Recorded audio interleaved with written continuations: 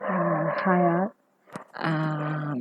This is Jagdishwari, Assistant Professor Department of Triple at AMI DMTB University. So today in the section we'll see controller design, which means the classic controller design. So before going to see the controller design, we should know what is a controller and what is a control system. So a control system is nothing but in a system when the output quantity is controlled by varying the input quantity, then the system is called a control system. What are the basic elements which is associated in a control system? Normally, if you take any control system, it consists of two. One is open loop system, closed loop system. So in the open loop system, a control action only depends on input signal and does not depends on its output signal, output response. So whatever the input as we are giving, the same will get the output. There is no modification is occurred in the open loop system. So this is the block diagram. Here if you see, we have the input and we have the output. The input we can represent R of t and the output is nothing but C of t. So let us just take any plant, any system. So whatever the input is we are giving, that same thing we will get as a output. That is nothing but an open loop system. So example is the traffic signal, a washing machine and a bread roaster, etc. So what are the advantage of these open loop systems? So we have certain advantages. The first thing is the construction wise, it is very simple and easy to construct. It's economical one, easy for maintenance, then highly stable operation. So these are the advantages. Coming to disadvantages, it is inaccurate and unreliable one. Okay, the system is not an accurate one. Next, the changes in the output due to the external disturbances are not corrected automatically, which means that if any error occurs, it could not control automatically. Next, you will see a closed loop system. A closed loop system is nothing but where the control action depends on both of its input signal and output response. Okay, the control action depends on both the input as well as the output response. So let us see the block diagram. If you take, we have some error detector and we have the controller and we have the open loop system and we have the output. At last we have some feedback signal. So this is the closed loop. So the closed loop is nothing but we have some certain feedback signal is available. Let us see the operation. So I have some I'm giving some input here, then the controller will control it, then it send it to the plant, then we'll have some output, right? If any error occurs, what will happen is that output will send it back to the input with the help of some feedback signal. If any error occurs, any difference will occurs, then it will again send it to the controller, then the system, and again the output is measured. If any changes or error occur, then again it continues. So it's nothing a continuous process. So the open loop system can be modified as a closed loop system by providing a feedback. So both are same, but in closed loop we have some feedback. The main function of the feedback is to automatically correct the changes in output due to disturbances. So if any output changes is occurred due to any disturbances, then this feedback signal will automatically correct the changes. So hence this closed loop is also called as an automatic control system. Next, we have some advantages. What are the advantages? Is it's more accurate operation, which means it's more stable and gives more accurate output. Can operate efficiently when input or out system parameters are variable in nature. Even though the input or system parameters varies due to the nature, it can operate efficiently. Then less affected by noise. So these are the advantages. The disadvantages are systems are complex and costly. The feedback reduces the overall gain of the system. Okay, then the stability is a major problem and more care is needed to design a stable closed loop system. The stability wise we have to take some more care. then complicate for maintenance. Then we'll see some comparative analysis of the open loop and the closed loop system. Let us say the open loop we already know, right? There is no feedback in the control system, but in closed loop the feedback is available. It cannot be intelligent, but it is intelligent controlling action because of the feedback availability. Then the output will not vary for the constant input, but here the output may vary for the constant input. Here the error detection is not present, but here the error detection is available. Small bandwidth, this one is a large bandwidth. So the more open loop system is more stable and the closed loop is less stable. The open loop is very sensitive in nature and the closed loop is very sensitive to disturbances. So it is the simple design wise, it is very simple, and design wise the closed loop system is more complex, and the open loop system is cheap when compared to the closed loop system, and this is a less accurate one when compared to the closed loop system. Next we will see the controller, which means the basic controller.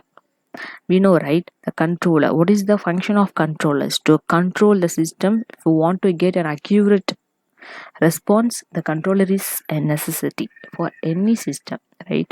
So these are some important uses of the controller. First thing is the controllers improves the steady state accuracy by decreasing the steady state error. First thing. The second thing is, as the steady state accuracy improves, the stability also improves. The next thing is, controllers also help in reducing the unwanted offset produced by the system. So these are the some function of a controller, right? Next thing is, the controllers can control the maximum overshoot of the system. Then the controllers can help in reducing the noise signal produced by the system, and the controllers can help to speed up the slow response of an overdamped system. So these are the some basic functions of a controllers normally is doing. So if you want to achieve this kind of functions, then we have to design a perfect controller. Then only we can achieve all these things. Next, we're coming to the types of controllers. There are two main types of controllers available. One is a continuous controller, another one is a discontinuous controller. So the discontinuous controller is nothing but the manipulated variable changes between a discrete value.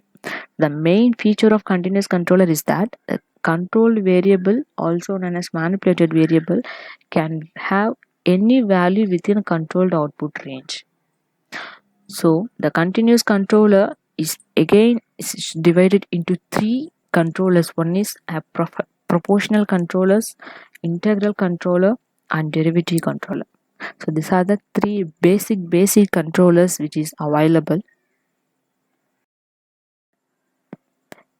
Now we use the combination of these basic controllers such that the process variable is equal to set point. So there are three types of controllers can be combined into two controllers. One is proportional and integral controller, which means a PI controller. Proportional and derivative controllers, which is PD controller. Proportional and integral derivative controller, which is PID controller. Now we will see one by one what is the response of this PI, PD and PID controller in detail. So in feedback control system, a controller is a very important part and may be introduced to modify the error signal and to achieve better control action. So this controller plays the major role in any system for getting a perfect response or perfect output. So the introduction of controllers will modify the transient response and the steady state error of the system. We will see the proportional control. So what is proportional control? A proportional controller produces an output signal which is proportional to error signal.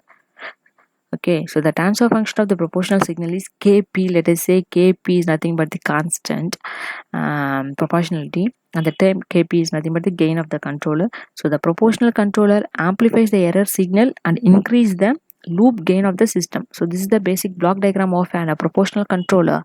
If you see, I have some Kp, let us say that is a plant, then U of S is my output, R of S is my input, E of S is my error signal. Then I have some feedback signal here. So The transfer function of this proportional controller is nothing but u of t is directly proportional to e of t. U of t equal to kp into e of t. So the kp is the proportional gain, and while taking Laplace of these, we have u of s equal to kp into e of s. So u of f by transfer function is output by input, initial value. So the output by input equal to kp is the transfer function of the proportional controller. So what are the advantage of these? So the steady state tracking accuracy, it gives accurate steady state error. The disturbance signal, it can easily reject the disturbances which is occurred in the signal. Then its relative stability. So the only drawback in the control system is that in the proportional controller is that it produces a constant steady state error. That is the only drawback in proportional control. Next we will see the integral controller, which means I controller. So the integral is controller is nothing but a device that produce a control signal u of t, which is proportional to the integral of the input error signal e of t. So this is the block diagram of the integral controller. So here I have R of s same as input, I have U of s is output, E of s is the error signal, Ki by S is my integral controller. So we can write it as U of t is directly proportional to integral of E of t into dt.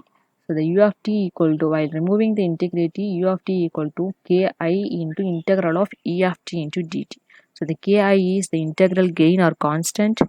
While taking the Laplace as well as u of s equal to ki into u of s by s. So what is the advantage of this? So the integral, whatever the disadvantages of P controller is rectified with the help of this I controller. So what is the disadvantage of P controller? Is produce a continuous steady state error. But here this I controller will remove and reduce the steady state without the need for manual reset. Okay, so I controller is sometimes called as automated reset. So the drawback in this is it may lead to oscillatory response of increasing or decreasing amplitude.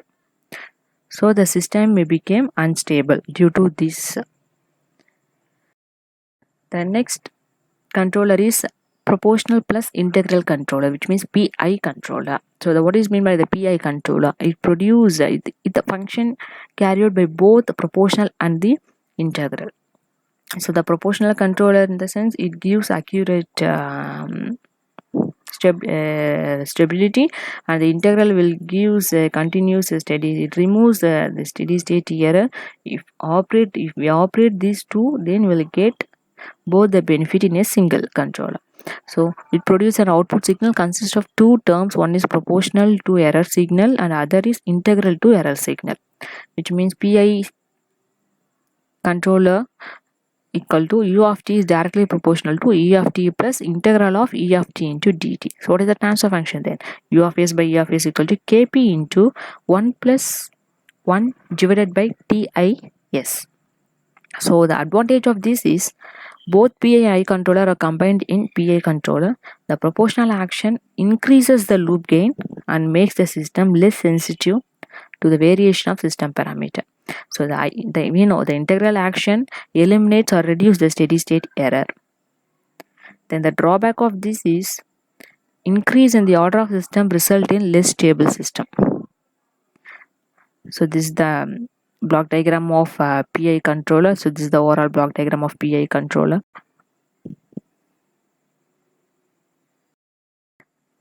The next is proportional plus derivative controller. We know, right? Or you know what is the principle? What is the working of proportional?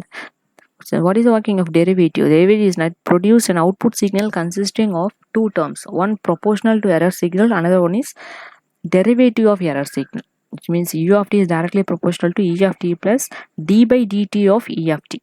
So what is the transfer function then?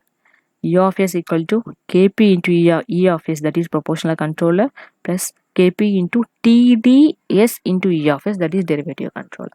So the derivative control action is effective only during transient period. So it does not produce a corrective measures of any constant error, hence the derivative controller is never used alone. With the combination of any other controller like integrated or proportional, you can use this, but alone we cannot use this derivative controller because of this drawback. The main drawback of this is also it amplifies noise signal and may cause a saturation effect in the actuator. This is the one drawback of a derivative controller. Sorry, PD controller. So this is the block diagram of the proportional plus derivative controller. That last is proportional plus integral plus derivative controller. We can say PID controller is the basic controllers we are using nowadays. So it produces an output signal consisting of three terms: one proportional to error signal, another one is proportional to integral signal, and another one is a derivative to the integral. So one proportional to the derivative of internal signal. So the transfer function of this is U of s equal to Kp into E of s plus Kp by Ti into E of s by s plus Kp Td into E of s. So this is the block diagram of PID control. So the combination of this proportional action, integral action and derivative action is called a PID control action. So the proportional controller stabilize the gain but produces the steady state error, but the integral controller reduces the steady state error. The derivative controller reduces the rate of change of error.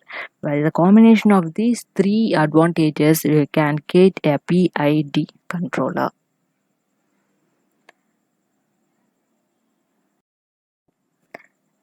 The next we move on to some tuning techniques of PID controller. So we know what is a PID controller, and we know what is the working of PID controller. You know what is the advantages of this PID controller. Now we'll see how to tune a PID controller with the help of a Ziegler-Nichols method. So this is one method. It's a very useful and good method to tune the PID controller in a very good manner. So how to tune a PID controller first we should know, right? So the system model is required for technique we have studied. We have studied so many techniques in the control systems in our engineering. We have the root locus, we have Bordeaux plot, we have polar plot, we have so many. So you should know how to design a model, how to design a system, how to model a system with the help of this root locus or any method. The next is system models may be determined using system identification techniques such as measuring output for an impulse or step. Like we know, right, the frequency response of the time response of a system. As normally it is unit step or ramp or a sinusoidal or impulse. So many inputs are there. So we have to identified so what type of input is the system is. Then the next step is traditional control design method are less appropriate if the system is unknown. The traditional control design we have to move on. The next is most PID controllers are turn on site due to machine and process variation. So the theoretical calculation for the initial setting of PID may be using with the help of this Ziegler-Nichols method. So what are the parameters which affects the system dynamics? The four major characteristics of a closed loop system. First thing is the rise time, which means the time it takes for the plant output to rise beyond 90% of the desired value. First time, that is called the rise time. Next is the overshoot, how much the peak level is higher than the steady state. We have to identify this. Next is the settling time, at what time my system is settled down.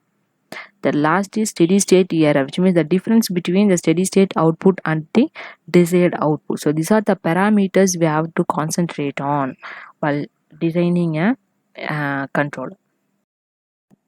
Let us take the PID controller, the transfer function we know, right? The U of s equal to Kp plus Ki 1 by s by Kds into E of s, the transfer function of a PID controller. So the effect of increasing each of the controller parameter Kp, Ki and Kd can be sampled. So these are the parameters as we are using for Kp, Ki, Kd is the rise time, overshoot, settling time. This is steady state error, right? And the rise time is a decrease, the overshoot will increase. SS is nothing but the steady state error will decrease.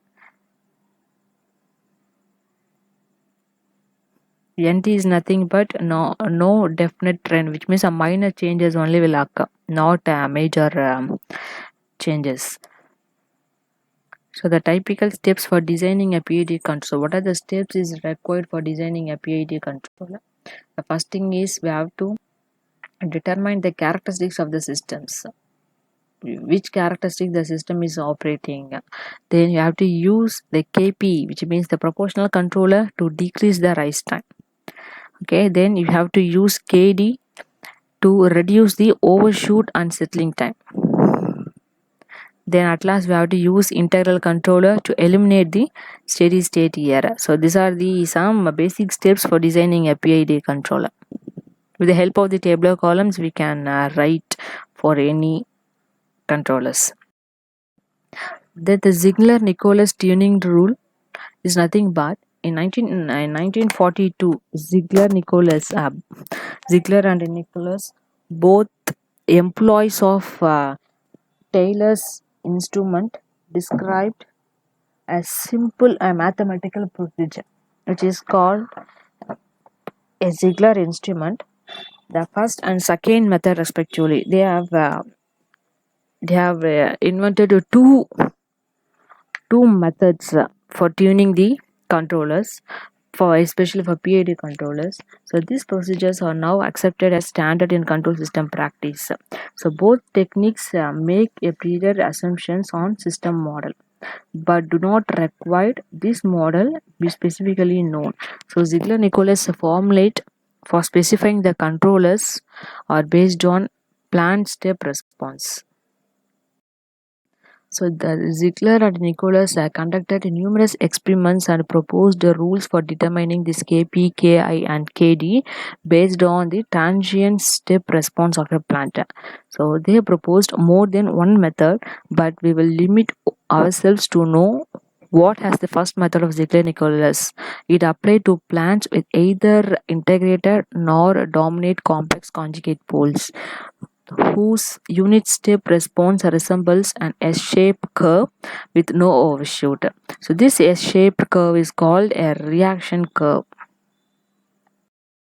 So this is the Ziegler-Nicholas, the first method, which is called S-shaped step input response. Here you can see the CFT is the input response, where this S curve is nothing but the transient line at the reflection point. This L is nothing but it's a delay line, and the T is nothing but the time constant. So the S-shaped reaction curve can be characterized by two constants, delay time L and the time constant T. So which are determined by drawing a tangent line at the inflection point of the curve. Tangent line at the inflection point of the curve, and finding the interaction of the tangent line with the time axis and the steady level line. So this is the step response of the plant, which means Ziegler-Nicholas tuning rule based on step response of plant, which means that is the first method. This is the types of controller we are using: P, PI and PID. So this is the KP, TI and TD. The KP is the proportional controller, the TI is the integral controller, and the TD is the differential controller. So let us take the P controller here, T by L. So these are the tuning rules we have to follow for designing the controllers. This is the second method, Ziegler-Nicholas tuning second method. It starts with a closed loop system with a proportional controller. It begins with a low value of gain Kp. So the potential of this method to go unstable or cause damage. So begin with a low or zero value of gain Kp. It increases until a steady state oscillation occurs. Note this gain has K, Cr. So this is the oscillation with the period P. So PCR is measured in seconds. So the gain estimators chart, this is the type of controllers we are using. This is the transfer function Kp, Ti and Td. This is the gain estimator chart. So Ziegler-Nicholas tuning method is to determine an initial or estimated set of working PID parameter for an unknown system. So usually this includes with industrial process controller and a motor controller as part of setup. So some controllers have additionally auto-tune routine. So this parameter will typically give you a response with an overshoot on the order of 25% with a good settling time. So we may then start fine-tuning the controllers using the basic rules that relate each parameter to the response characteristics which is noted early. The next tuning technique of the PID control using Cohen-Coon method. So the Cohen-Coon tuning rules are suited to a wider variety of processor than the Ziegler-Nicholas tuning rules. The Ziegler-Nicholas rules work well only on processor where the dead time is less than half the length of the time constant. The Cohen-Coon tuning rules work well on processor where the dead time is less than 2 times the length of the time constant. So this is the comparative of the Ziegler-Nicholas and the Cohen-Coon method. And also it provides one of the few sets of tuning rules that has a rules for PD controller. Like the Ziegler-Nicholas tuning rules, the Cohen-Coon rules aim for a quarter amplitude damping response. Although quarter amplitude damping type of tuning produce very less disturbance rejection. So it tends to a very oscillatory and frequently interact with similarly tuned loops. So what I'm going to conclude in this, designing a controller plays a major role in nowadays in the industrial purpose as well as everywhere. So we should know some basic principles of a controller, which means what we have discussed now, which is P, PI and PID controllers. So these are some basic controllers which is available. So we should know what is the basic things which is available in this controller. We should know what is the major parameters we are using, what are the major parameters are available. We should thoroughly when this major parameter, then automatically we'll get some idea for designing and some certain parameters. And also we can design a controller in a very good manner. So before designing a controller, we should know what is the basic controllers available, what are the working, what is the function of basic, how they are controlling, everything we should know. Then we move on to the next step, then you'll get some idea. Then we'll see the current controller design, which is nothing but a hysteresis current controller and model predictive current control. So we have so many types of current controllers are available. So we will see the current controller design in the upcoming videos. Until then, I'm signing off. Thank you.